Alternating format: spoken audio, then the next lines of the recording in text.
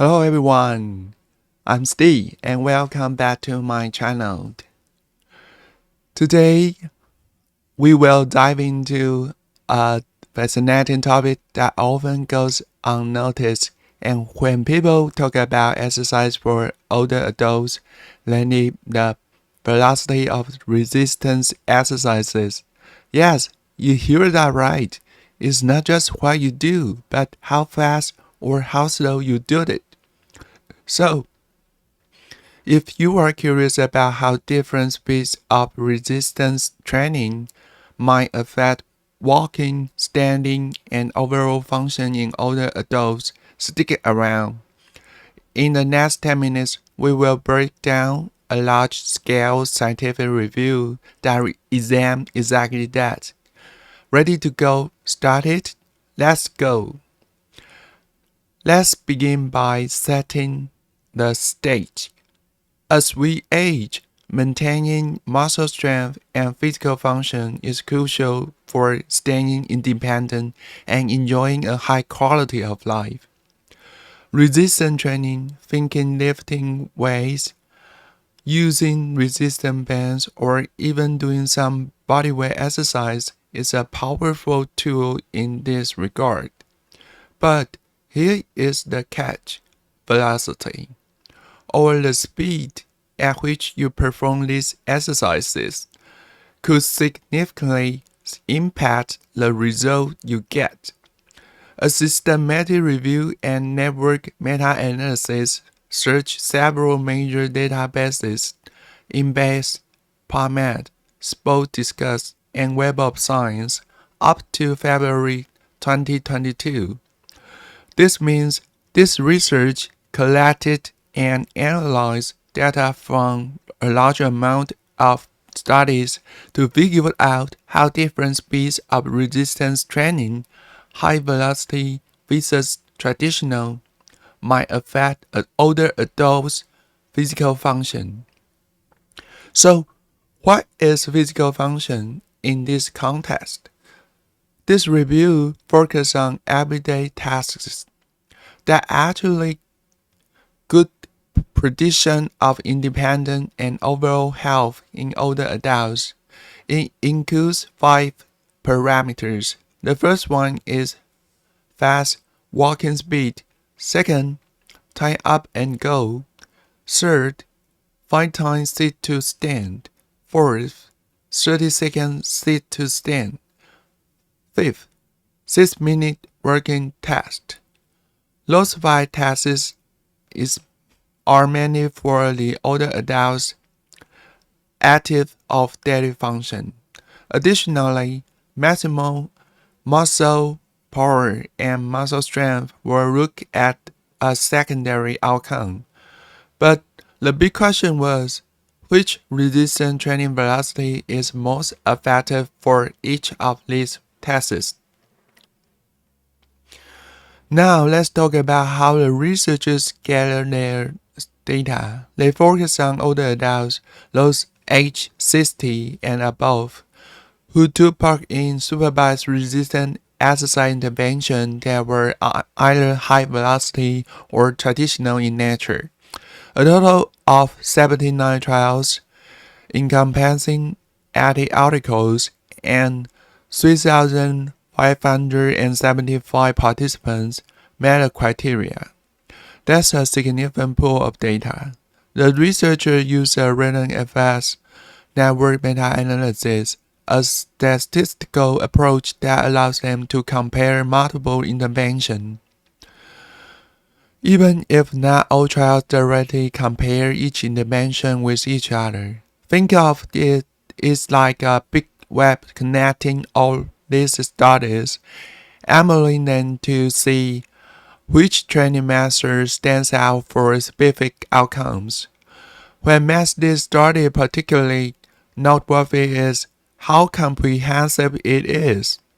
By employing rigorous methods like searching multiple databases and focusing on randomized trials, the researchers improved the reliability of their findings. Alright, Here is the part you have been waiting for. The results. If you are wondering which training speed is best, you are in for some interesting insights. For the high velocity resistant exercise, it might improve the fast working speed, tie up and go, and 5 times sit to stand. On the other hand, for the traditional resistance exercise, it might be beneficial for the 30-second sit to stand and the 6-minute walking test. So, when the goal is to perform the repeat sit to stand movements over a longer period or to maintain working endurance over 6 minutes, traditional resistance training approach to get better results. This suggests that the ideal speed for resistance exercise could depend on the specific functional goal. So, what is the main takeaway? One size always doesn't fit all.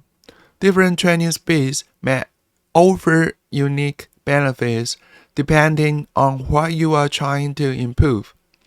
Faster, more explosive movement might help with quick stand and go tasks, while slower and steady resistance exercise might help with endurance-based or repetitive